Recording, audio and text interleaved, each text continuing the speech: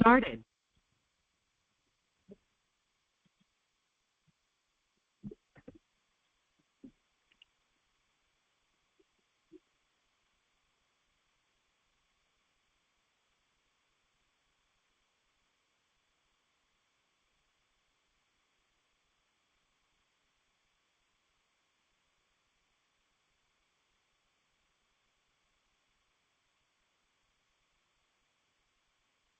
नमो लोये सौहरिहन्ताणं नमो लोये सौहृदानं नमो लोये सौभागिर्यानं नमो लोये सौज्यायानं नमो लोये सौत्रिकावती सावनं ओंकारमिन्दु संयुक्त नित्यं जयन्ति योगिनः कामदमोक्षदं चैव ओंकाराय नमो नमः मङ्गलं भगवान् मङ्गलं भूतमोहि मङ्गलं कुन्कुण्डारि विजेन्द्रमोसुमङ्गलं नमः समरिसाराय स्वानुभूत्या चकास्ते चित् स्वभावाय भवाय सर्वः विभाव निदाता।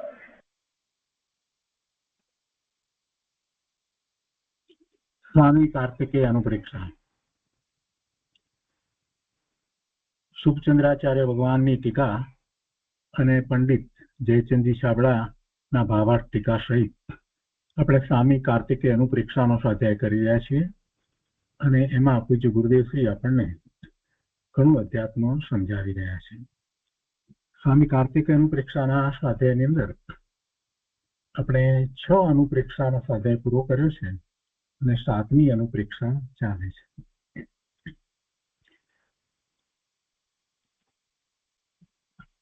આશ્રમ અનુપ્રેક્ષા 7મી અનુપ્રેક્ષા એનો સ્વાધ્યાય આપણે શરૂ કર્યો છે. એમાં ગાથા 88માં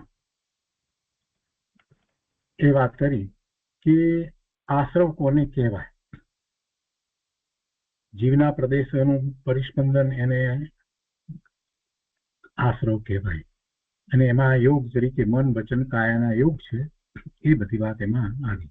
અને એમાં એક બહુ મહત્વની વાત એ આવી કે 10મા ગુણ સ્થાન સુધી જે આશ્રવ જે છે તે સાંપ્રદાયિક આશ્રવ છે અને પછી તેથી ઉપરના 13મા ગુણ સ્થાન સુધી જે છે તે ઇરિયાપત આશ્રવ છે.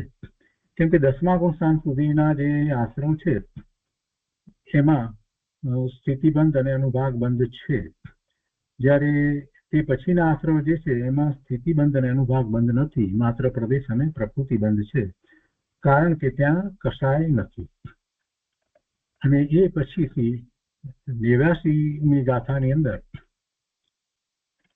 મોહની વાત કરી કે મોહના ઉદય વશે આ જીવને જે પરિણામ થાય છે તે આશ્રવ છે એની વાત કરવામાં આવી અને એના અનેક કારણો મિથ્યાત્વના છે એ વાત પણ સાથે લીધી. તે પછીથી એ 90મી ગાથાની અંદર પુણ્ય પાપ એમ 2 ભેદથી આશ્રવ છે એ વાત કરી. એટલે કે એવી પુણ્ય પ્રકૃતિ અને પાપ પ્રકૃતિ એવા આશ્રવને કારણે બંધાય છે. તો પુણ્ય પ્રકૃતિમાં અઘાતી કર્મની કેટલીક પ્રકૃતિઓ છે અને પાપ પ્રકૃતિની અંદર તો ઘાતી કર્મની 4 અને બીજી અઘાતી કર્મની પ્રકૃતિઓ છે.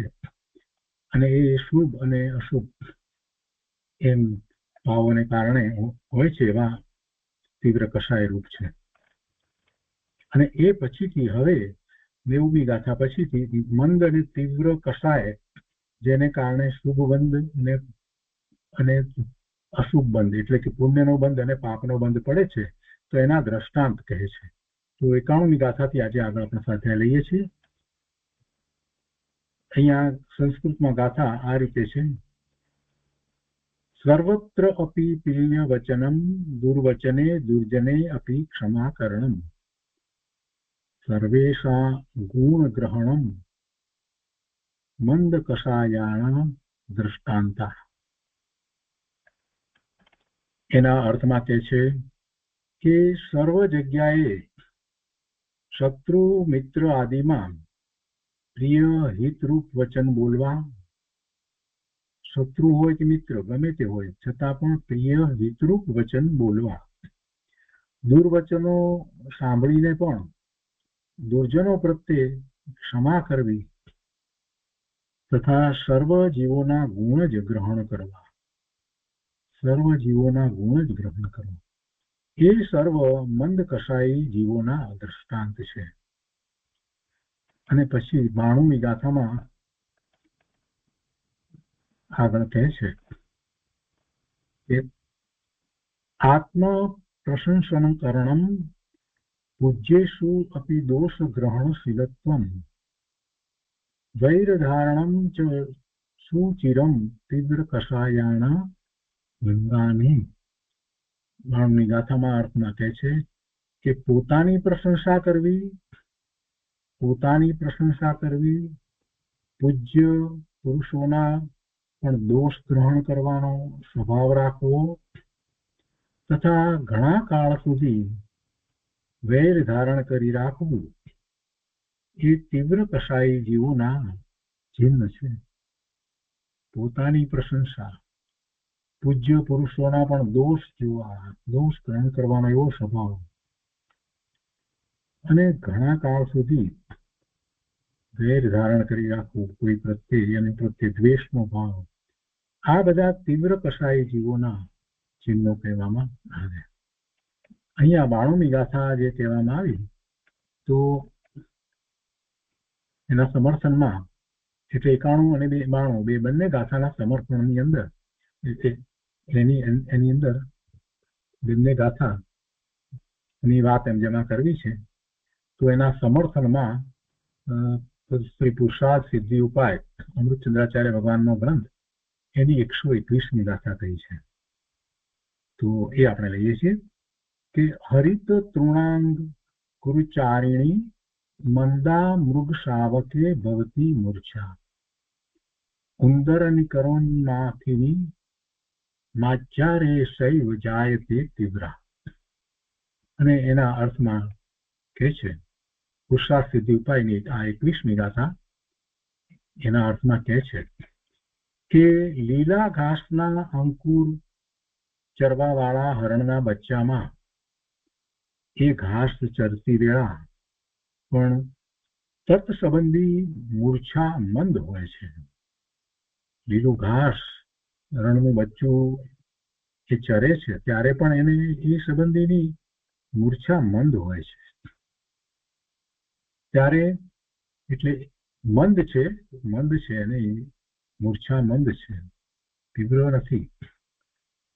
તો ત્યારે તે જ હિંસા ઉંદરોના સમૂહનું ઉન્મંથન કરવા વાળી બિલ્લીમાં તીવ્ર હોય છે. આ પણ ઘાસ ખાય છે, એ ખાય તો છે એટલે ઘાસ ખાવું એટલે હિંસા તો છે પણ એને એમાં મૂર્છા મંદ છે અને એને એટલી તીવ્રતા નથી. જ્યારે બિલાડી જે છે તે ઉંદરને ખાય છે, મારીને ખાય છે, તો એમાં કહે છે કે એમાં એ હિંસા કરે છે તો કે છે તે જ હિંસા ઉંદરોના સમૂહનું ઉન્મંથન કરવા વાળી બિલ્લીમાં તીવ્ર હોય છે.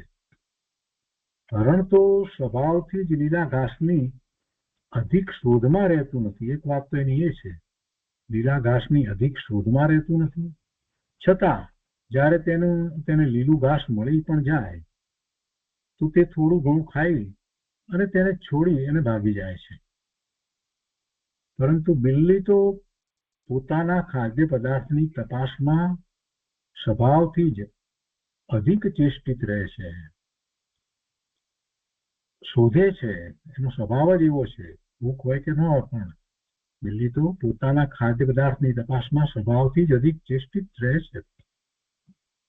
વળી તે ખાદ્ય પદાર્થ મળતા તેમાં એટલી બધી અનુરક્ત થાય છે કે માથા ઉપર ડાંગ મારવા છતાં તેને એટલે પેલા ઉંદરને છોડતી નથી. એટલે આ હરણ અને બિલ્લી એ બે મંદ અને તીવ્ર કસાયના અનુક્રમે સરળ અને પ્રગટ ઉદાહરણ છે. હરણ જે છે એ મંદ કસાયનું ઉદાહરણ છે અને બિલ્લી છે એ તીવ્ર કસાયનું આ ઉદાહરણ છે. સરળ ઉદાહરણ છે. બે દ્વારા આપણને મંદ કસાય કોને કહેવાય અને તીવ્ર કસાય કોને કહેવાય એ સમજમાં આવે છે. તો આ 91મી ગાથામાં મંદ કસાયની વાત કરી, 92મી ગાથાની અંદર તીવ્ર કસાયની વાત કરી અને પછી 92ની ગાથામાં આ વિશેષ સમજાવવા માટે આ ગાથા પુરુષાર્થ સિદ્ધિ ઉપાયની 121મી ગાથા લેવામાં આવી એ એનું સમર્થન કર્યું. તો આ 91 અને 92 એ બે ગાથા ઉપર પૂજ્ય ગુરુદેવ કાંજી સ્વામીએ જે વિસ્તાર કર્યો છે તે આપણે પહેલા લઈએ છીએ. સ્વામી કાર્તિક અનુપ્રેક્ષા પ્રવચન ભાગ પહેલો, પાન નંબર 179. મંદ તીવ્ર કષાયના પ્રગટ દ્રષ્ટાંત. એમાં 91મી ગાથા ઉપર વિસ્તાર કરતા પૂજ્ય ગુરુદેવ કહે છે કે બધા જીવો પ્રત્યે પ્રિય અને હિતરૂપ વચન બોલવાનો શુભભાવ તે પણ વિકાર છે. અહીંયા અર્થમાં કહ્યું ને કે સર્વ જગ્યાએ શત્રુ મિત્ર આદિમાં પ્રિય હિતરૂપ વચન બોલવા. તો ગુરુદેવ કહે છે કે બરાબર છે હિતરૂપ વચન બોલવા, પણ બધા જીવો પ્રત્યે પ્રિય અને હિતરૂપ વચન બોલવાનો જે શુભભાવ છે એ પણ વિકાર છે અને તે પુણ્ય આશ્રવનું કારણ છે. પુણ્ય આશ્રવનું કારણ છે, ધર્મનું કારણ નથી. અને પછી અહીંયા બીજી વાત જે લીધી કે દુર્વચનો સાંભળીને પણ દુર્જનો પ્રત્યે ક્ષમા કરવી. એની દુર્જનો પ્રત્યે ક્ષમા કરવી એ દુર્વચનો ગમે તેવા વચનો બોલે તો પણ એને ક્ષમા કરવી. તો એમાં કહે છે કે દુર્વચનો કહેનારા દુર્જન પ્રત્યે પણ ક્ષમાનો શુભરાગ રાખવો તે પણ પુણ્ય છે. આ બંને પુણ્ય આશ્રવની વાત કરી અને એ બંને આશ્રવ છે, આશ્રવનું કારણ છે અને એ ધર્મ નથી, એ ધર્મ નથી. ધર્મ કઈ રીતે? ચૈતન્ય સ્વભાવના ભાન સહિત ક્રોધ આદિ વિકાર ભાવ ન થાય અને વિતરાગ ભાવ રહે તેનું નામ પરમાર્થ ક્ષમા છે. પેલી ક્ષમાની વાત જે કરવામાં આવી, પછી શુભભાવરૂપ ક્ષમા જે છે એમાં તો પુણ્યનો આશ્રવ થાય, પણ પોતે ભગવાન આત્મા આ બધા ભાવોથી રહિત છે. પોતાનો સ્વભાવ કેવો છે? પોતે જ્ઞાન આનંદ સ્વભાવી છે અને આ ક્ષણિક એવા કોઈ ભાવ થયા પર્યાયમાં એ પોતાનું સ્વરૂપ નથી. એમ ચૈતન્ય સ્વભાવના ભાન સહિત ક્રોધ આદિ વિકાર ભાવ ન થાય અને વિતરાગ ભાવ રહે તેનું નામ પરમાર્થે ક્ષમા છે અને એ ધર્મ છે. વળી અહીંયા એક ત્રીજી વાત લીધી કે સર્વ જીવોના ગુણ જ ગ્રહણ કરવા એ સર્વ મંદ કસાયના દ્રષ્ટાંત છે. એમ ત્રીજી વાત એ લીધી, ગુણ ગ્રહણ કરવા. તો એને વિશે ગુરુદેવ સમજાવે છે કે સર્વે જીવોના ગુણ ગ્રહણ કરવા એટલે જેનામાં ગુણ હોય તે ગ્રહણ કરવા તે પણ શુભ આશ્રવનું કારણ છે. એ પણ શુભ આશ્રવનું કારણ છે. બીજાના ગુણો જે છે એ પ્રગટ ગુણો જે છે એની આપણે પ્રશંસા કરીએ અને એમાંથી આપણે બોધપાઠ લઈએ, ગ્રહણ કરીએ, એ બધો ભાવ શુભ ભાવ છે, શુભ આશ્રવ છે. તો પછી ધર્મ શું હોય? તો પોતે અનંત ગુણનો પિંડ ભગવાન આત્મા છે ને, એવા પોતાના અનંત ગુણનું લક્ષ્ય કરવું એ ધર્મ છે. એટલે ગુરુદેવે આ ત્રણ શુભભાવની સાથે આપણને ધર્મ પણ સમજાવી દીધો. એ પછીથી 92મી ગાથા એની અંદર જે તીવ્ર કષાયની વાત કરવામાં આવી તો એને ગુરુદેવ સમજાવે છે કે પોતાની પ્રશંસા કર્યા કરે, પૂજ્ય પુરુષોની પણ નિંદા કરે, કોઈ પ્રત્યે વેર ધારણ કરી રાખવું એવો તીવ્ર ઈર્ષાભાવ, તે બધા તીવ્ર કષાયના દ્રષ્ટાંતો છે. તે પાપ આશ્રવના કારણો છે. પુરુષાર્થ સિદ્ધિ ઉપાયની 121મી ગાથામાં તીવ્ર કષાય માટે બિલાડીનું અને મંદ કષાય માટે હરણનું ઉદાહરણ આપ્યું છે અને તે આપણે વાંચ્યું. ગુરુદેવ ફરીથી એ વાતને અહીંયા સમજાવે છે કે લીલા ઘાસના અંકુર ચરવાવાળા હરણના બચ્ચામાં એ ઘાસ ચરતી વેળા પણ તત્સંબંધી મૂર્છા મંદ હોય છે. એ સંબંધી એને મૂર્છા મંદ મૂર્છા છે. ત્યારે તે જ હિંસા ઉંદરોના સમૂહનો ઉન્મંત કરવા વાળી બિલ્લીમાં તીવ્ર હોય છે હરણ તો સ્વભાવથી જ લીલા ઘાસની અધિક શોધમાં રહેતું નથી. છતાં જ્યારે તેને લીલું ઘાસ મળી પણ જાય તો તે થોડું ઘણું ખાઈને તેને છોડીને ભાગી જાય છે. પરંતુ બિલ્લી તો પોતાના ખાદ્ય પદાર્થની તપાસમાં સ્વભાવથી જ અધિક ચેષ્ટિત રહે છે. વળી તે ખાદ્ય પદાર્થ મળતા તેમાં એટલી બધી અનુરક્ત થાય છે કે માથા ઉપર ડાંગ મારવા છતાં પણ તેને છોડતી નથી. એટલે આ હરણ અને બિલ્લી એ બે મંદ અને તીવ્ર કસાયના સરળ અને પ્રગટ ઉદાહરણ છે. હવે ગુરુદેવ સમજાવે છે કે બિલાડીને તો પોતાના ખાદ્ય પદાર્થ ઉંદર વગેરેમાં તીવ્ર વૃદ્ધિ ભાવ છે. તીવ્ર વૃદ્ધિ ભાવ છે. આ તીવ્ર વૃદ્ધિ ભાવ જે છે ને ખાદ્ય પદાર્થ પ્રત્યેનો, એ આપણે સમજવા જેવો છે. અમુક પદાર્થો જે છે એ ખૂબ ભાવે છે અને એ ખૂબ ભાવે છે એટલે એને માટે થઈ અને વારંવાર પ્રયત્ન કરવામાં આવે, રેસ્ટોરન્ટ વગેરેમાં વારંવાર જવામાં આવે વગેરે જે છે ને, અમુક રેસ્ટોરન્ટમાં જવું ને ત્યાંનું અમુક વસ્તુ સારી છે અને એના વખાણ કરી કરીને ખાવું. જો વખાણ કરી કરીને ખાવું એ વૃદ્ધિ ભાવ છે. સહજ રીતે ખાઈ લેવામાં આવે, આપણે ખાવા માટે જીવીએ છીએ કે જીવવા માટે ખાઈએ છીએ એનો એ વખતે વિચાર કરવામાં આવે. આપણે જીવવા માટે ખાઈએ છીએ, ખાવા માટે નથી જીવતા. તો પછી જે ખાદ્ય પદાર્થ અનુકૂળ ખાદ્ય પદાર્થ આપણને જૈન પ્રમાણેનો જે છે તેમાં ઓછામાં ઓછી હિંસા છે. કેમ કે ખાદ્ય પદાર્થ બને એટલે એમ કાંઈ હિંસા ન થાય એવું તો બનતું નથી. તો ઓછામાં ઓછી હિંસા છે. અને એમાં પણ પછી આપણે ખાઈએ છીએ ફક્ત જીવવા માટે એ ખોરાક લઈએ છીએ, એ સિવાય વિશેષ કાંઈ નથી. અને એમાં વૃદ્ધિ ભાવ ન હોય. અને એવો તીવ્ર વૃદ્ધિ ભાવ છોડવા માટે આપણે અંદરમાં એવો જમવા બેસીએ ત્યારે વિચાર કરીએ કે આ ખાદ્ય પદાર્થ સ્વાદિષ્ટ છે વગેરે વાત બરાબર છે, પણ છેવટે એનો સ્વાદ કેટલી સેકન્ડ રહે છે?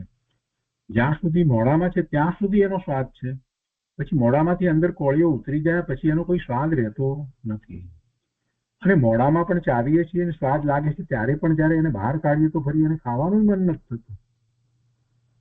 તો પછી એના પ્રત્યે આટલો વૃદ્ધિભાવ શું? આવતીકાલે તો જે વિસ્તાર થવાનું છે એના પ્રત્યે આટલો બધો રાગ, અનુરાગ, વૃદ્ધિભાવ એમ કરી અને આપણે ખાદ્ય પદાર્થ પ્રત્યેનો જે તીવ્ર વૃદ્ધિભાવ જે છે ને એને આપણે મંદ કરી શકીએ. હરણના બચ્ચાની જેમ આપણે પણ ખાદ્ય પદાર્થની શોધમાં ન ભટકીએ. જે છે તે શુદ્ધ આહાર આપણે પોતાને અનુકૂળ છે એ રીતે લઈએ, પણ એને માટે થઈ અને વૃદ્ધિભાવે ન હોય. વૃદ્ધિભાવ જેને છે એ એના વખાણ કરીને જ ખાવાનો છે. ખૂબ વખાણ કરે એનો અર્થ જ છે કે એને ખૂબ વૃદ્ધિ છે. અહીંયા કહે છે કે બિલાડીને તો પોતાના ખાદ્ય પદાર્થ ઉંદર વગેરેમાં તીવ્ર વૃદ્ધિભાવ છે. અને હરણનું બચ્ચું તો લીલું ઘાસ ખાતા ખાતા જરાક અવાજ થાય ત્યાં તે છોડીને ભાગ્યો છે. મુનિને આપણે આહારદાન આપીએ ને, દિગંબર મુનિ 28 મૂળ ગુણ સહિત જે એમનું ચોખ્ખું દ્રવ્યલિંગ છે એમને આહારદાન આપણે આપીએ ને તો એ પાત્રમાં તો આહાર લેતા નથી, હાથમાં જે આમ આહાર લે છે એટલે આપણે હાથમાં એમના આહાર મૂકીને ખાતા હોઈએ અને એ વખતે જરાક કાંઈ પણ એવું બને તો તરત જ ત્યાં એ ચોવિયાર કરીને નીકળી જાય છે. આહાર વધારે કરતા નથી. જરાક કંઈક ગરબડ થાય કે કંઈક છોકરું રડે કે કંઈક ગમે તેવું કાંઈ પણ બને મુનિ પછી છોડીને ચાલ્યા જાય છે. પેલું હરણનું બચ્ચું જે છે જરાક અવાજ થાય ત્યાં એ પછી છોડીને ભાગે છે, કેમ કે એને ખાવાની વૃદ્ધિ નથી. અને અહીંયા મુનિનો વિચાર આપણે કરીએ કે મુનિને કંઈ ખાવાની વૃદ્ધિ નથી. એમ નથી થતું કે હવે આ જે કોળિયો ખાધો છે ને હવે છેક પછી તો અત્યારે ચોવિયાર કરીશું તો આવતીકાલે થશે, એવો કોઈ વિકલ્પ ઉઠતો નથી. મૂકી દે છે, બે હાથ છોડી દે છે. ભેગા કરીએ છીએ જે અને એની અંદર જે આહાર લે છે એ છોડી દે છે, ત્યાં ચોવિયાર કરીને ચાલ્યા જાય છે. પછી તો બીજો દિવસ અને બીજે દિવસે પણ આપણે એમને શુદ્ધ આહાર છે એમ કરીને વિનંતી કરવા માટે ન જઈએ ત્યાં સુધી એ ક્યાં આપણે ત્યાં આવે પણ છે. એવા મુનિનો પણ જરા આપણે વિચાર કરીએ તો આપણને ખ્યાલ આવે છે કે ઓહો, આહાર તો બધા જીવો ગ્રહણ કરે છે, બધા જીવો આહાર તો ગ્રહણ કરે છે, પણ હું કેવી રીતે આહાર ગ્રહણ કરું છું એ મારે વિચારવાનું છે. મારે કેવા થવાનું છે? આ બિલાડી જેવા થવાનું છે? ના, અમારે તો હરણના ઉદાહરણ ઉપરથી મુનિની જેમ આહાર લેવાની વાત જે કરવામાં આવી છે એવું થવું છે. કેટલી વૃદ્ધિ, વખાણ કરી કરીને ખાવા, અને એને માટે ખાવાની પદાર્થ માટે થઈને એ બહારથી કંઈક વસ્તુ લાવી અને એને માટે થઈ અને કે આજે તો આ બનાવો, આમ કરો. તો જ્યારથી એ બહારથી એ વસ્તુ લેવા ગયો છે એને માટેની, ત્યારથી એને એ ખાવા માટેનો તીવ્ર ભાવ ચાલે છે. વસ્તુ પદાર્થો બહારથી લઈ આવ્યો, પછી ઘેરે એને આપ્યા, પછી એ જયારે એ વ્યંજન બન્યું, વાનગી બની અને ખાવા બેઠો, ત્યાં સુધી કેટલા બધા કલાકો સુધી એને તો એની વૃદ્ધિ તો છે ને, કેટલો વૃદ્ધિ ભાવ રહ્યો, તીવ્રતા કેટલી કહેવાય. આટલો બધો સમય સુધી એક વસ્તુના ખાવા માટે થઈ અને જીવ વૃદ્ધિ ભાવમાં રહે, એ સાધક જીવને ન પોસાય પ્રભુ. એ ન હોય, મને એ ન હોય, મને એ ન હોય. એના જેવી જ એક બીજી વાત પણ સાથે ને સાથે આપણે લઈએ તો કેટલાક લોકો પોતાના યાર્ડની અંદર એ વાવે છે, એમ કે લીલોતરી એવી વાવે છે, ફળો વગેરે વાવે છે, જેમ કે શાકભાજી વાવે છે, ભીંડા વાવ્યા, અને કારેલાના વેલા વાવ્યા, અને ટામેટા વાવ્યા, અને મરચા વાવ્યા, અને એ વાવે છે અને ત્યારથી રોજ એનું પોષણ કરે છે. સારી વાત છે, એ પણ જીવ છે, પણ એને અંદરમાં શું ભાવ છે, તેની ઉપર કેટલા મરચા આવ્યા છે, કેટલા ટામેટા આવ્યા છે, શું આવ્યું, અને એ રોજ જોઈને જુએ છે. એમાં જરા જરા ઝીણા એવા અંદર પેલા આવ્યા હોય ને ટામેટા ઝીણા, તો ખુશ થાય છે, અને એના ઘરમાં જઈ અને સ્પાઉસને વાત કરે છે પાછા, તો હવે ઝીણા ટામેટા આવ્યા. પછી 2 દિવસ 3 દિવસ 4 દિવસ રોજ જોયા કરે છે, મોટા થાય ત્યાં સુધી રાહ જોયા કરે, અને પછી કે એમાંથી તો આપણે આ બનાવશું ને તે બનાવશું. વાવ્યું ત્યારથી કરી અને એને એક વૃદ્ધિનો ભાવ ચાલ્યો આવે છે કે એની ઉપર આ આવશે ને પછી ખાઈશું ને વગેરે વગેરે વગેરે. જે પ્રભુ આ જીવને કેટલું ખાવું, કેટલી વાત, અને એમાં પણ તું આવું ખાવા માટે થઈ અને એ છોડને વાવે ને એની ઉપર જુએ ને પાલન કરે ને રોજ પાછળ જોયા કરે ને હવે આ મોટું થયું ને આ તે. અરે આ વૃદ્ધિ નથી તો બીજું શું છે? આ તીવ્ર વૃદ્ધિ જ કહેવાય. તો આવી પણ વૃદ્ધિ સાધક જીવને ન શોભે પ્રભુ, એ વૃદ્ધિ ન શોભે. અને એટલા માટે તો જૈનોને ખેતી કરવાની ના કહેવામાં આવી છે શાસ્ત્રની અંદર. ઘણી બધી વાતને સમજવાની છે. તમને જે મળી જાય છે તે બરાબર છે, તમારા પુણ્ય છે તો તમને ખાદ્ય ખોરાક મળવાનો છે, એ મળવાનો છે. શરીર છે તો તમને જે પ્રમાણે ખાદ્ય ખોરાક મળવાનો છે તે મળી રહેશે. એને માટે થઈ અને એવી વૃદ્ધિ વગેરે કરવાની કઈ જરૂર રહેતી નથી. શું કે છે ગુરુદેવ કે બિલાડીને તો પોતાના ખાદ્ય પદાર્થ ઉંદર વગેરેમાં તીવ્ર વૃદ્ધિ ભાવ છે, અને હરણનું બચ્ચું તો લીલું ઘાસ ખાતા ખાતા જરાક અવાજ થાય ત્યાં તે છોડીને ભાગે છે. આપણે તો મુનિનું ઉદાહરણ લેવું, હરિપ્રભુ, એવા મહામુનિના ઉદાહરણ લેવા. જો તેને તીવ્ર વૃદ્ધિ ભાવ હોત તો તે ખાવાનું છોડીને ભાગત નહીં. આ તો દ્રષ્ટાંત છે, પણ તે પ્રમાણે દરેક જીવના તીવ્ર અને મંદ પરિણામનું સમજવું. જેને તીવ્ર મૂર્છા ભાવ છે, જેને તીવ્ર મૂર્છા ભાવ છે તેને તીવ્ર કસાય છે. બિલાડીને ઉંદર મારવામાં તીવ્ર કસાય અને તીવ્ર મૂર્છા ભાવ છે. ઉંદર પાછળ દોડીને ઝપટ મારીને તેને મારી નાખે છે, પછી તેને પકડી ને ખાવામાં પણ તેને એવો તીવ્ર વૃદ્ધિ ભાવ છે કે કોઈ લાકડી મારે તો પણ ઉંદરને છોડે નહીં. હરણિયું તો જરાક ભય થતા ઘાસ છોડીને ભાગે છે. એ જ પ્રમાણે કોઈ જીવો વેપાર કે વિષય વગેરેમાં એવા વૃદ્ધિ થઈ જાય છે કે રોગની કે મરણની પણ દરકાર કરતા નથી. રોગ ને મરણ આવવાનું હોય તો પણ એ પેલી વૃદ્ધિ એટલી બધી હોય છે કે એની દરકાર કરતા નથી. જેને તીવ્ર વૃદ્ધિ ભાવ હોય તેને ભયના કારણો આવવા છતાં પણ તે તેને છોડતો નથી. આવા તીવ્ર વૃદ્ધિ ભાવ વાળા જીવને અશુભ કર્મોનો આશ્રવ થાય છે. અશુભ કર્મોનો આશ્રવ થાય છે. અને કોઈ જીવોને વિષય કષાયમાં મંદ પરિણામ હોય તે કારણ બનતા તેને છોડી દે છે, તેને મંદ પરિણામ છે. એટલે કે એવા પણ જીવો છે, જીવોને વિષય કષાયમાં મંદ પરિણામ હોય અને એવું પાછું કારણ આવી જાય તો એ છોડી દે છે અને એને મંદ પરિણામ છે. પૂજા દયા વગેરેમાં શુભ પરિણામ થાય તે પુણ્ય આશ્રવનું કારણ છે. સંસારમાં ચૈતન્ય મૂર્તિ ભગવાનને ભૂલીને કોઈ જીવો તો વિષયોમાં બિલાડીની જેમ એવા વૃદ્ધિ થઈ જાય છે કે તેને છોડતા નથી.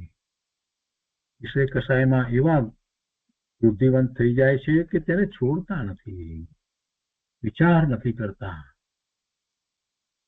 અને કોઈ જીવોને ઓછી વૃદ્ધિ હોય છે. કર્મમાં સુરા તો ધર્મમાં સુરા એમ નથી. ઘણા લોકો એમ બોલે છે ને કે જે કર્મમાં સુરા છે ધર્મમાં પણ સુરા, એમ. આ ખોટી વાત છે, એમ હોતું નથી. કેટલાય લોકો આ બધી વાતો, આવી બધી નકામી વાતો કરે છે. એટલે સુધી કહે છે કે જે લોકો ખાઈ શકે એ જ પછી ઉપવાસ પણ કરી શકે, અને જે કર્મમાં સુરા તો ધર્મમાં સુરા. લડી શકે છે આ બાજુ આમ તેમ બીજા સાથે, એ જ પછી ધર્મ પણ કરી શકે છે. આ બધી વાત જે કરે છે ને એ બરાબર નથી. અને એમાં પાછા ઉદાહરણ આપે કે જુઓ ને, ક્ષત્રિયો હોય છે આપણા તો તીર્થંકર તો બધા, એમ કે ક્ષત્રિય કે લડવાની અપેક્ષા એ થોડું કહ્યું છે, બીજા જ મારવાની અપેક્ષાથી થોડી વાત કરી છે. ક્ષત્રિયપણું તો શું છે? ક્ષત્રિયપણું તો જીતવાની વાત જે છે એ તો પોતાના રાગ દેશને જીતી લે છે, એમ ક્ષત્રિયપણું જોવાનું છે. પણ બધું ઊંધું ઊંધું પકડવાની ટેવ પડી છે ને, લૌકિક રીતે જ બધા અર્થ કરે ને લૌકિક રીતે જ પકડે, પરમાર્થની તો કોઈ વાત નહીં. એટલે પછી આમાં પણ એમ લઈ લે કે કર્મમાં સુરા કે ધર્મમાં સુરા. ગુરુદેવ કહે છે કે એમ નથી, એમ નથી. પણ જે જીવે પોતાનું તીવ્ર ઊંધું વીર્ય કર્યું છે, તીવ્ર ઊંધું વીર્ય કર્યું છે, તે જો સવળો પડે તો ધર્મમાં સુરો થાય. ન સવળો પડે તો કઈ ધર્મમાં પૂરો થતો નથી. પણ કઈ ઊંધું વીર્ય તીવ્ર હતું માટે સવળું વીર્ય થયું એમ નથી. ઊંધા વીર્યથી કઈ સવળું વીર્ય થયું છે એમ નથી કે ઊંધા વીર્યમાં તીવ્રતા હતી એટલે સવળું વીર્ય તીવ્ર થયું, એવો પણ કોઈ અર્થ થતો નથી. અને એ વાતને અહીંયા ગુરુદેવે 4 રીતે સમજાવી છે. પહેલી વાત લીધી છે કે સંસારમાં કોઈ જીવો સુરા હોય અને ધર્મનું કાંઈ ન કરે, એવાય હોય સુરા હોય પણ ધર્મનું કાંઈ ન કરે. જે રીતે સુરવીરો, બધી રીતે લડવા કરવામાં, બધું બોલવામાં, બધી રીતે સુરવીર, પણ ધર્મનું કાંઈ ન કરતા હોય. સમાજ સેવા માટે થઈ એને 12 કલાક 14 કલાક કામ કરવું હોય તો કરે, પણ ધર્મમાં એને 1 કલાક બેસાડ્યો હોય ને શાસ્ત્ર લઈને વાંચવા, તો એમાં તો 5 વાર ઉભો થાય. આ સુરવીરતા, બધી બહારની સુરવીરતા હોય, ક્યાંક લઈ જવો હોય, આમ તેમ હોય કે ધર્મના નામે કંઈક બધા આયોજનો કરવાના હોય ને, તો ત્યાં 6 કલાક ઉભો રહી અને રસોઈ કરાવે કે ભાઈ બધા આજે શિબિર છે તો બધાને જમવાનાનું શું, કેવી રીતે થશે, 3 સમયનું, એમાં ઉભો રહે 6 કલાક. પણ એને 1 કલાક કોન્સન્ટ્રેશન સાથે એમ કહ્યું હોય કે સ્વાધ્યાય કર, 1 પણ મિનિટ એમાં બગાડીશ નહીં, બીજો વિકલ્પ લાવીશ નહીં, તો નહીં કરે, નહીં કરી શકે. કેમ કે એને બહારમાં જ સુરવીરતા બધી છે. અનેક પ્રકારે આપણને બહારમાં સુરવીરતાઓ ભળી પડી છે. આયોજન કરવામાં સુરવીરતા, વાત કરવામાં આવે લગ્નની કાની તેની, તો એના બધા આયોજનો કરવા હોય તો સુરવીરતા. રાતના 12 વાગ્યા સુધી, 2 વાગ્યા સુધી બેસીને એના કેટલાય બધા કામો બધું કરે, એમાં સુરવીરતા. પણ એને બેસાડી એક સામાયિક કર શાંત ચિત્તથી, જેમાં બીજો વિકલ્પ ન લાવીશ, માત્ર શાસ્ત્ર અભ્યાસ કરજે અને કૌશક કરજે બરાબર સારી રીતે, તો એને તકલીફ. કેટલાય દિવસો સુધી એ લગ્નની તૈયારીમાં 12 વાગ્યા સુધીના ઉજાગરા કરીએ. એને કહીએ કે રોજ એક સામાયિક કર, અને એવી સામાયિક કર કે જેની અંદર સ્વાધ્યાય કરે અને નિર્વિકલ્પ ધ્યાનનો પુરુષાર્થ કરે સતત, તો ના, એ નહીં થાય. એને વચ્ચે કાંઈક કરશે, નહીં કરશે, આમ થશે, તેમ થશે, બહાના મળશે, બધું થશે. આ શું સુરવીરતા છે? આ બધી મૂર્ખાઈઓને સુરવીરતા કહેવામાં આવી છે. જાત જાતની વાતો સુરવીરની કહેવામાં આવી છે. ગુરુદેવ કહે છે કે એટલે કઈ જે સવળો પુરુષાર્થ કરે એટલા માટે થઈને એને એની સુરવીરતા છે, એટલે સવળો પુરુષાર્થ પણ એ રીતે થાય એમ અર્થ નથી થતો. એટલે પહેલી વાત લીધી કે સંસારમાં કોઈ જીવો સુરા હોય તે ધર્મનું કાંઈ ન કરે, કાંઈ ન કરે, ઉલટા એમાં એમને એમ આખું જીવન પૂરું કરીને જાય. બીજું, કોઈ જીવ સંસારમાં શિયાળ જેવા હોય અને ધર્મમાં સિંહ જેવા હોય, સંસારની આવડત ન હોય, સંસારની વાત પૂછો તો એના સંબંધીની કાંઈ પણ વાત કરો તો એને કંટાળો આવે, બગાસા ખાય, પણ ધર્મ સંબંધીની વાત આવતા એકદમ ઉત્સાહિત થઈ જાય. હા, એમાં ઉત્સાહિત થઈ જાય. પોતાના સ્વભાવ ભાવે થવા માટેની કોઈ પણ બીજી વાત હોય, ગુરુદેવના પ્રવચન સાંભળી અને એના ઉપર ચિંતન ધન કરવા વગેરેની વાત હોય તો એમાં ઘણો ઉત્સાહ રહે. પણ લૌકિકના બધા કામો જે હોય એમાં એને ના આવડે, અને કેટલીક વખત તો એને લોકો બિચારાને ક્રિટિસાઇઝ કરે તો તમને આટલું આવડતું નથી, તમે શું કરવાનું? એક વસ્તુ લેવા મોકલ્યા તો કઈ ઠેકાણું ન મળે, બીજી એ વસ્તુ જોઈએ તો ખરા ને, આવી તો વાત કરે. સ્ટોરમાં ગયા તો બીજી બે વસ્તુ જોયા વગર એમને પાછા એક કહું એક જ લઈને આવ્યા એમ. આવો તો સ્પાઉસો એ ઠપકો આપે. પણ ધર્મની અંદર એને બે વાત કરી હોય તો બીજી ચાર વાત વિશે વિચાર કરે. એની એક શાસ્ત્રની વાત હોય તો બીજા બે શાસ્ત્રમાં પહેલા શું વાત આવી હતી એનાથી સંશોધન કરીને શોધે, એના પાછળ 1 કલાક બગાડે. ગુરુદેવે આવી વાત ક્યાંક બીજે કરી છે એ વાત એને જયારે યાદ આવે તો એને શોધવાનો એ પ્રયત્ન કરે, અને એની સાથે જયારે એ વાત એને મળે ત્યારે એટલે એટલો બધો એને આનંદ થાય કે આ વાત અને આ જ સત્ય વાત છે, એના મય થઈ જાય, એનું ચિંતન કરે. એટલે એવા હોય કોઈ જીવ સંસારમાં શિયાળ જેવા હોય ત્યારે બધી વાતમાં, નાની વાતમાં તમે ક્યાંક મોકલો, આમ કરો તેમ કરો, લૌકિકની વાતમાં એને બિચારાને જરાય એમ લાગે નહીં કે કેવી રીતે કરવું, શું કરવું. જરાય હિંમત ન હોય કોઈની સાથે લડવા ઝઘડવાની, જરાય હિંમત ન હોય. પણ ધર્મની બાબતમાં તો બહુ જ જાગૃત હોય, અને ધર્મમાં સિંહ જેવા હોય, સંસારની આવડત ન હોય પણ કેવળ જ્ઞાન પ્રગટ કરીને મોક્ષ પામી જાય. ગુરુદેવ તો એટલે સુધી વાત કરે છે, સંસારની આવડત ન હોય પણ કેવળ જ્ઞાન પ્રગટ કરીને મોક્ષ પામી જાય. આ બીજો પ્રકાર. ત્રીજો પ્રકાર ગુરુદેવ કહે છે કે કોઈ જીવો સંસારમાં પણ સુરા હોય અને પછી ધર્મમાં પણ સુરા હોય. એવા પણ હોય. ચક્રવર્તી વગેરેની વાત જે લઈએ છીએ તે એ વખતે સંસાર પર્યાયમાં હતા ત્યારે પણ સુરા સુરવીર હતા, અને પછી ધર્મમાં પણ સુરા હોય. બધાની વાત નથી, કોઈની વાત છે. અને કોઈ જીવ, ચોથો પ્રકાર કહે છે કે કોઈ જીવ સંસારમાં અને ધર્મમાં એકેયમાં સુરા ન હોય. ધર્મમાં પણ સુરા નહીં ને સંસારમાં સુરા નહીં. પ્રમાદ સિવાય બીજી કોઈ વાત નહીં. આવા 4 પ્રકાર છે. માટે સંસારના કામની સુરવીરતા તે કાંઈ ધર્મનું કારણ નથી. સંસારના કામની સુરવીરતા તે ધર્મનું કારણ નથી. અને હવે કહે છે કે જે આશ્રવોને છોડતો નથી તેને આશ્રવ ચિંતન નિષ્ફળ છે. જે આશ્રવોને છોડતો નથી તેને આશ્રવ ચિંતન નિષ્ફળ છે. એટલે કે જે જેવા વિચાર કરે છે એ બધાને કારણે એને જે ધર્મની અપેક્ષા એ કાંઈ સફળ થતો નથી. અને એ હવે પછીની ગાથાઓમાં કહે છે, તો આપણે ગાથા 93 અને 94 ગાથાઓ છે તે લઈએ સાથે. હવે કહે છે કે આવા જીવોનું આશ્રવ ચિંતન નિષ્ફળ છે. ગાથા 3. એવમ જાનન અપી સ્ફુટમ પરિત્યજનીયાન અપી યહ ન પરિહરતિ તસ્ય આશ્રવાનુપ્રેક્ષા સર્વા અપી નિરર્થકા ભવતિ. એનો અર્થ છે કે આ પ્રમાણે પ્રગટ જાણવા છતાં પણ જે તજવા યોગ્ય પરિણામોને છોડતો નથી, જે છોડવા યોગ્ય પરિણામોને છોડતો નથી, તો પરિણામ તો થઈ ગયા પણ હવે ફરી નવા પરિણામ ન થાય એમ છોડવાની વાત છે. આ વાત 2 ગાથામાં કરવામાં આવી, 91 અને 92ની ગાથામાં વાત કરવામાં આવી. એના ઉપરથી આગળ કહે છે કે આ પ્રમાણે પ્રગટ જાણવા છતાં પણ જે તજવા યોગ્ય પરિણામોને છોડતો નથી તેનું સર્વ આશ્રવ ચિંતન નિરર્થક છે, કાર્યકારી નથી. પરમાર્થે કાંઈ કાર્યકારી નથી. ભાવાર્થમાં કહે છે કે આશ્રવ અનુપ્રેક્ષા ચિંતન કરી પ્રથમ તો તીવ્ર કષાય છોડવો, ત્યાર પછીથી શુદ્ધ આત્મ સ્વરૂપનું ધ્યાન કરવું, અર્થાત સર્વ કષાય છોડવું. એ જ ચિંતનનું ફળ છે. માત્ર વાર્તા જ કરવી એ તો સફળ નથી. માત્ર વાત કરવી એ સફળ નથી. વાત નહીં, શું કરવું? પહેલા તો તીવ્ર કષાય છોડવા, અશુભ ભાવ છોડવા, અને પછી જે ચિંતન કરવામાં આવે એ ભલે શુભ ભાવ છે, પણ એનો વિષય શું હોય? શુદ્ધ આત્માનું સ્વરૂપ. અને પછી એ શુદ્ધ આત્મ સ્વરૂપનું ધ્યાન કરવું, અને અર્થાત સર્વ કષાય છોડવો. એ જ ચિંતનનું ફળ છે.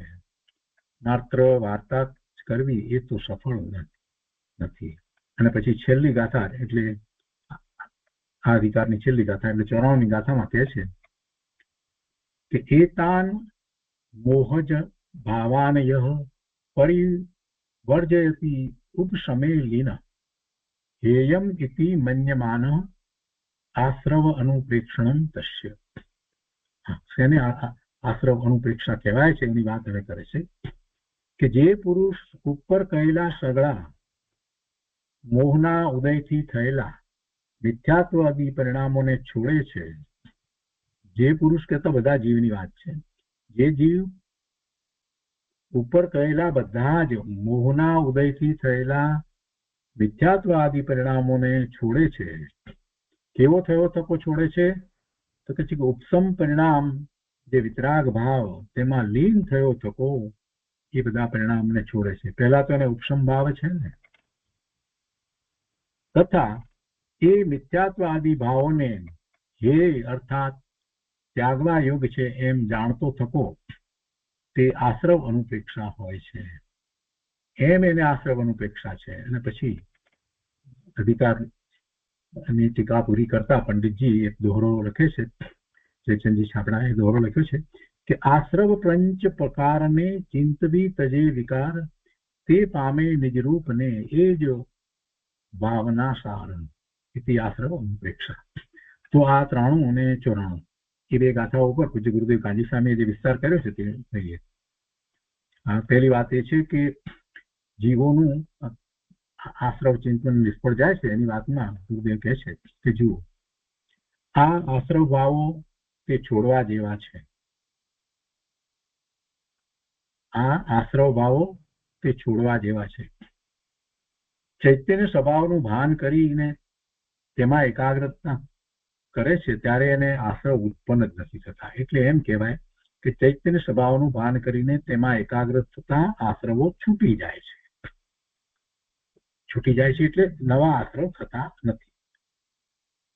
પુણ્ય અને પાપ બંને આશ્રવો છે એવું જાણવા છતાં પણ જે જીવો વિપરીત અભિપ્રાય છોડતા નથી તે જીવોને આશ્રવનું ચિંતન નિષ્ફળ છે. એટલે કે તેને ખરી આશ્રવ અનુપ્રેક્ષા હોતી નથી. અહીંયા આ 12 અનુપ્રેક્ષા છે એનું પ્રયોજન શું છે? વિતરાગતા પ્રગટ કરવાનું પ્રયોજન છે, સ્વભાવ ભાવે થવાનું પ્રયોજન છે. અને એટલા માટે તો આ 12 ભાવના જે તીર્થંકરનો જીવ છે એ પોતે મુનિદશા અંગીકાર કરતા પહેલા 12 ભાવના ભાવે છે. એવી 12 ભાવના ભાવે છે એટલે તીવ્ર વૈરાગ્ય થાય છે અને પછી પોતે નમો સિદ્ધેભ્ય બોલી અને દીક્ષા ગ્રહણ કરી અને ચાલ્યા જાય છે. એટલે એવી ભાવના છે આ. હવે એવી રીતે એ ભાવનાને ભાવવામાં ના આવે તો વૈરાગ્ય ક્યાંથી થશે? અને વિતરાગતા તો પ્રગટ કરવી છે તો એ તો પછી થશે જ નહીં. પહેલા જગતના પદાર્થો પ્રત્યે સવિકલ્પ દશામાં સમજપૂર્વકનો ઉદાસીનતાનો ભાવ, વૈરાગ્યનો ભાવ હોવો જોઈએ. કંઈક અંશે જીતેન્દ્રિય પણ હોવું જોઈએ. તીવ્ર વૃદ્ધિ જે છે એ છૂટવી જોઈએ. આત્માની રુચિ હોવી જોઈએ, ધર્મની રુચિ હોવી જોઈએ. એમ છે તો પછી એ પહેલા એ પાપના કારણરૂપ થતા જે આશ્રવ, અશુભ ભાવરૂપ થતા જે આશ્રવ જે છે એ એને ઉત્પન્ન નથી થતા, એટલે એનાથી એ બચે છે. અને પછી સ્વરૂપનું લક્ષ્ય કરે છે તો શુભ ભાવ છે એટલા આશ્રવ થાય છે, અને એમાં પછી આગળ વધી અને એવા નિર્ણયપૂર્વક પોતાના શુદ્ધ સ્વરૂપના નિર્ણયપૂર્વક ઉપયોગને સ્વ તરફ લઈ જાય છે, તો એને આશ્રવ નથી એટલે સંવરની દશા થાય છે. આ બધી વાતને સારી રીતે સમજી અને એને પ્રયોગમાં મૂકવાની છે. બોલવામાં તો બોલાય, બધું બોલતા તો આવડે છે, પણ એને પ્રયોગમાં મૂકવાની છે. અને એને પ્રયોગમાં ન મૂકવામાં આવે તો બધું નિષ્ફળ છે, એમ અહીંયા તો કે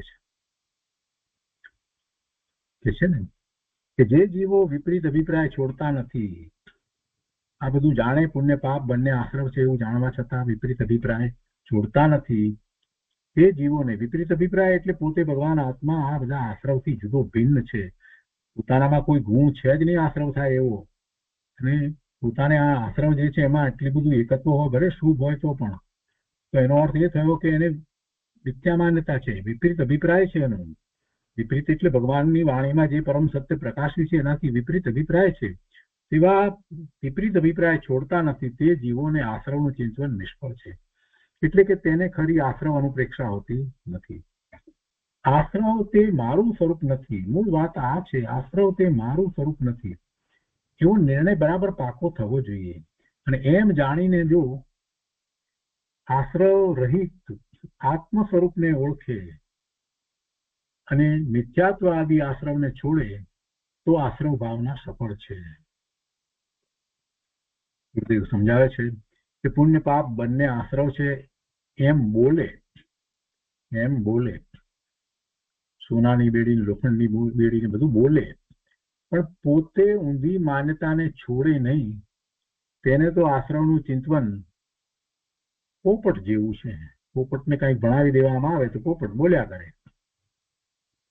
કહે છે કે પોપટને કોઈએ એમ શીખવ્યું કે જો પોપટ પારધી આવશે, દાણા નાખશે, પછી જાળ નાખી ને તને પકડશે. પછી પારધી આવ્યો અને જાળ નાખી, પોપટ ઉપર પ્રમાણે ગોખતો એ જાળમાં પડ્યો. બોલતો તો પારધી આવશે, દાણા નાખશે, જાળ નાખીને તને પકડશે, એમ બોલ્યા કરતો હતો. બોલતો એમાં એ પકડાયો. પોપટ ઉપર પ્રમાણે ગોખતો તે જાળમાં પડ્યો. તેમ અજ્ઞાની જીવ એમ ગોખે છે કે પુણ્ય પાપ આશ્રવ છે, છોડવા જેવા છે, એમ બોલે છે, ગોખે છે, પણ છોડે કેવી રીતે? છોડવાની વિધિ તો જાણતો નથી. ઉપદેશકો પણ એમ કે છે કે ભાઈ પુણ્ય અને પાપ બંને છોડી અને આત્મામાં જવું, એવું ઉપદેશકો પણ કહેતા હોય છે. પણ એની વિધિ કઈ રીતે જવું એને માટે પૂછવું જોઈએ ને, ઉપદેશકને જ પૂછવું જોઈએ કે પણ અમારે કેવી રીતે કરવું? અશુભમાંથી શુભમાં આવી અને શુભમાંથી શુદ્ધમાં જવાની વાત આપ કહો છો, પણ કેવી રીતે કરવું? એને માટે કોઈ જિજ્ઞાસા જ નથી, કોઈ પૂછતું જ નથી, સાંભળીને ચાલ્યા જાય છે. ઘેરે આવું તો થઈ ગયું છે અત્યારે. કેવી રીતે કરવું, શું કરવું, એમાં એને રસ નથી. એટલે તીવ્ર રસ ન હોય એટલે એ બધી વાતમાં પછી બોલ્યા કરે, અને બોલતા આવડ્યું એટલે એમ માને કે આપણને તો ધર્મ છે, આપણે તો સમજીએ છીએ. આ ભૂલ જીવની થઈ રહી છે. અનાદિથી મારી ભૂલ જો કાંઈ થઈ હોય તો જ્યારે મેં જીનવાણી સાંભળી ત્યારે મેં મનમાં એમ જ વિચાર્યું કે મને તો આ સમજાઈ ગયું છે, મને તો આવડે છે, મને તો સમજાવ્યું છે, મને તો આવડે છે. અને એવા વિચારો જ્યારે મેં જીનવાણી સાંભળી ત્યારે કર્યા. અને એમાં રહેલું જે વિષય વસ્તુ જે હતી, જે આદરવા માટે જે વાત હતી, એનો મેં જે રીતે પરિચય કરવો જોઈએ એ રીતે પરિચય કર્યો નહીં, એને આદર્યું નહીં, એટલે તો ભવના ભ્રમણ થયા. આ વસ્તુનું સ્વરૂપ છે. ગુરુદેવ કહે છે કે પોપટ ઉપર પ્રમાણે ગોખતો તે જાળમાં પડ્યો, તેમ અજ્ઞાની જીવ એમ ગોખે છે કે પુણ્ય પાપ આશ્રવ છે, છોડવા જેવા છે, આમ બોલે છે, પણ પોતે ચૈતન્યનું ભાન કરીને આશ્રવોને છોડતો નથી. ચૈતન્યનું ભાન કરીને આશ્રવો છૂટે છે. કુદેવ કુગુરુનું સેવન છોડતો નથી. તેવા જીવને આશ્રવનું ચિંતન નિષ્ફળ છે. આશ્રવ અનુપ્રેક્ષાનું ચિંતન કરીને પ્રથમ તો તીવ્ર કસાય છોડે, કુદેવ કુગુરુનું પોષણ છોડે, અને આત્માનું ભાન કરીને પછી શુદ્ધ આત્માનું ધ્યાન કરવું. આત્માનું ભાન કરીને શાસ્ત્ર દ્વારા આત્માનું જેવું સ્વરૂપ છે એવા સ્વરૂપને વારંવાર વાંચી વિચારી સમજી અને પછી એનો સ્વીકાર કરવો જોઈએ. આત્મસાત કરવા પહેલા વસ્તુ આત્મસાત એમ નથી થતી, તો સ્વીકાર થવો જોઈએ કે એ જ છે, એ જ આ સ્વરૂપ છે, એ જ મારું સ્વરૂપ છે.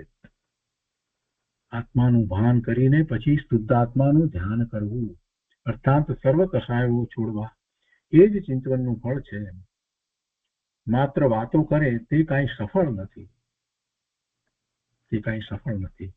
અને પછી છેલ્લે 94મી ગાથા છે એનો વિસ્તાર ગુરુદેવ કરે છે કે હવે કોને આશ્રવ ચિંતવન સફળ છે તે કહે છે. તો 94મી ગાથામાં કહ્યું એ વાત ગુરુદેવ સમજાવે છે કે મારો ચૈતન્ય સ્વભાવ પુણ્ય પાપ રહિત છે. જો શરૂઆત અહીંયાથી કરવાની, પોતાથી શરૂઆત કરવાની છે. મારો ચૈતન્ય સ્વભાવ પુણ્ય પાપ રહિત છે.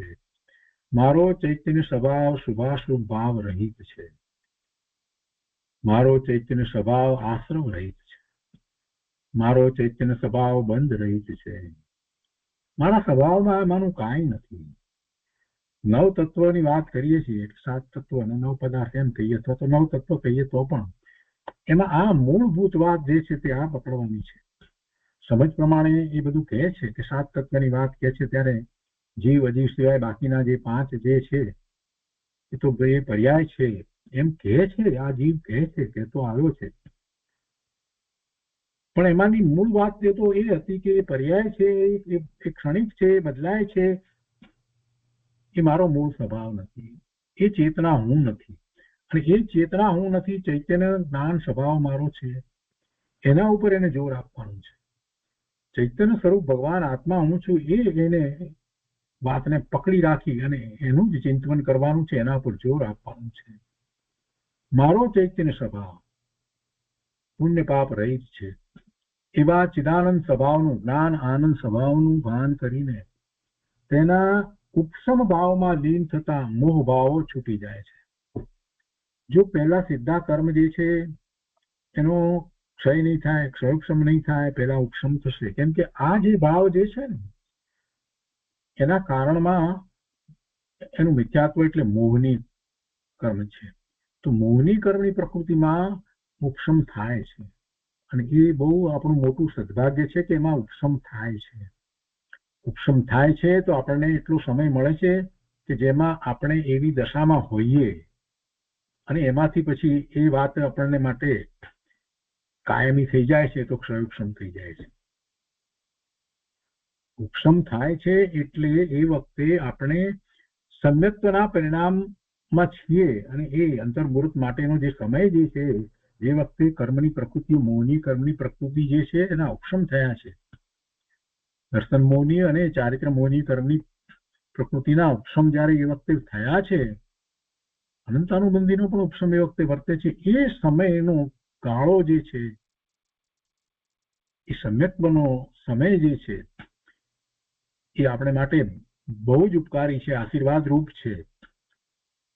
કેમ કે એમાં જ આપણી જે અનુભૂતિ જે છે એ બધું જે એવું થઈ જાય છે કે પછી આપણે એને છોડતા નથી, એટલે પછી ક્ષયોક્ષમ થાય છે.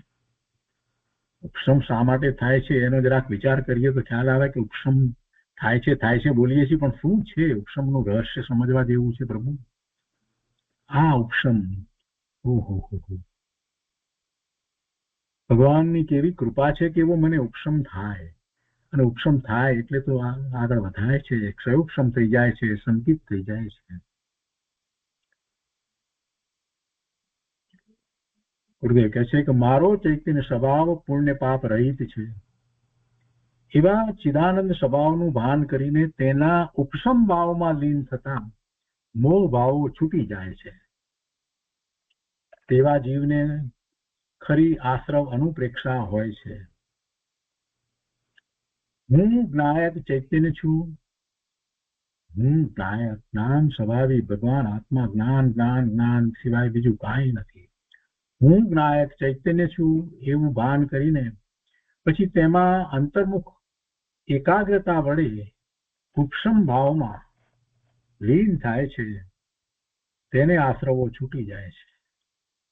તેને જ ખરેખર આશ્રવનું ચિંતન છે.